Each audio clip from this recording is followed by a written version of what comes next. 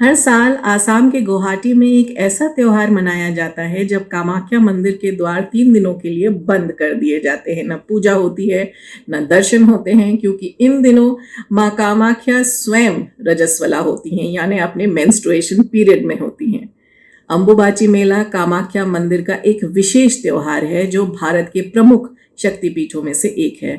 कामाख्या नाम 3 मूल शब्दों से मिलकर बना है, क, मैं और ख।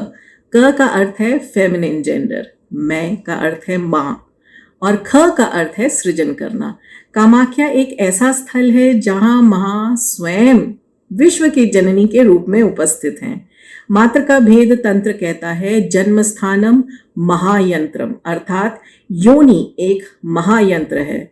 योनि और लिंग दोनों ही बिंदु से उत्पन्न एक त्रिभुज के रूप में हैं। बस जब उस त्रिभुज को उल्टा करते हैं तो अर्थ बदल जाता है, एक पुरुष का प्रतीक बन जाता है और दूसरा स्त्री का। और वही बात भगवत गीता में भी कही गई है, सर्वयोनिषु कौन्तेय मूर्तयः संभवन्ति यः तासाम ब्रह्म महद्योनिर अहम बीज प्रदः पिता। श्री कृष्ण कहते हैं, हे कौन्तेय, जो भी रूप सभी योनियों में उत्पन्न होते हैं उनका जन्म स्थान महत ब्रह्म है और मैं ही हूं उनमें बीज डालने वाला पिता। यानी प्रकृति सबको जन्म देने वाली माँ है और भगवान उसमें चेतना का बीज डालने वाले पिता। कामाख्ये वरदे देवी नील पर्वत वासिनी त्वं देवी जगन्मातः योनि मुद्रे नमस्तुते। माँ सती का योनि पिंड इसी स्थल पर गिरा था और इसी के साथ कामाख्या शक्तिपीठ की स्थापना हुई। यहाँ का गर्भगृह, जिसे योनिपीठ कहा जाता है, एक प्राकृतिक स्वयंभू की शिला के रूप में स्थित है जिसमें सदैव एक पवित्र जलधारा बहती रहती है। ये स्थान 10 महाविद्याओं का एक प्रमुख स्थान है और इसी कारण से हर श्री विद्या उपासक के लिए उसकी मूल साधना से पहले और बाद में यहाँ आना अनिवार्य माना गया है। इस साल अंबुबाची मेला 22 से 26 जून तक 2025 में मनाया जाएगा। 4 दिन तक चलने वाला यह मेला लाखों भक्त और तंत्र साधकों को गुवाहाटी के पवित्र नीलांचल पर्वत पर इकट्ठा करेगा। 22 जून की सुबह को मंदिर के पट बंद कर दिए जाएंगे।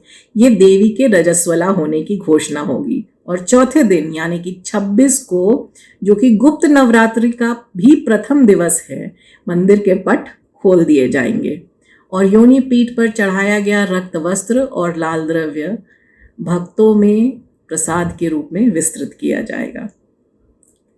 ब्रह्मपुत्रा नदी इसी मौसम में लाल हो जाती है। इसका मुख्य कारण है नीलांचल पर्वत के नीचे काम्य सिंदूर यानी सिनाबार पत्थर का होना, जिसमें मर्क्यूरिक सल्फाइड होता है। मर्क्यूरी को यानी पारद को भगवान शिव का वीर्य माना गया है और सल्फर को माँ का बीज।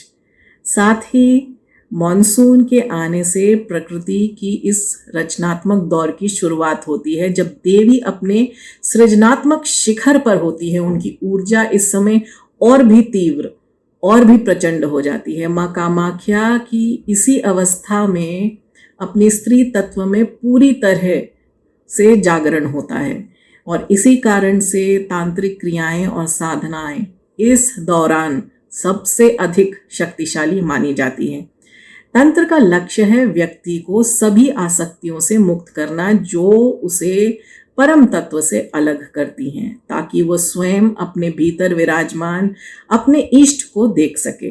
अगर आप माँ को सच्चे मन से पुकारते हैं तो वो प्रकट होती हैं और एक सच्चे साधक के लिए उसका आसन ही उसका शक्तिपीठ होता है।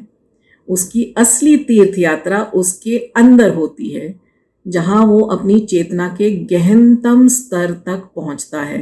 अंबुबाची मेला एक दीपक की तरह है जिसमें माँ की कृपा रोशनी बनकर मिलती है और साधक की तपस्या की अग्नि उसके अंतःकरण को पवित्र करती है। कामाख्या पीठ में सभी 10 महाविद्याएं विराजमान हैं और माँ कामाख्या स्वयं त्रिपुर सुंदरी यानी षोडशी हैं। इस गुप्त नवरात्रि 25 जून से तंत्र साधना ऐप के माध्यम से 10 महाविद्याओं की साधना माँ काली की अति दुर्लभ और अत्यंत शक्तिशाली साधना से शुरू कीजिए और अपने भीतर की इस दिव्य यात्रा का आरंभ कीजिए। ओम भगरूपा जगन्माता सृष्टि स्थिति लयन्विता दश विद्या स्वरूपात्मा योनिर्माम पातु सर्वदा।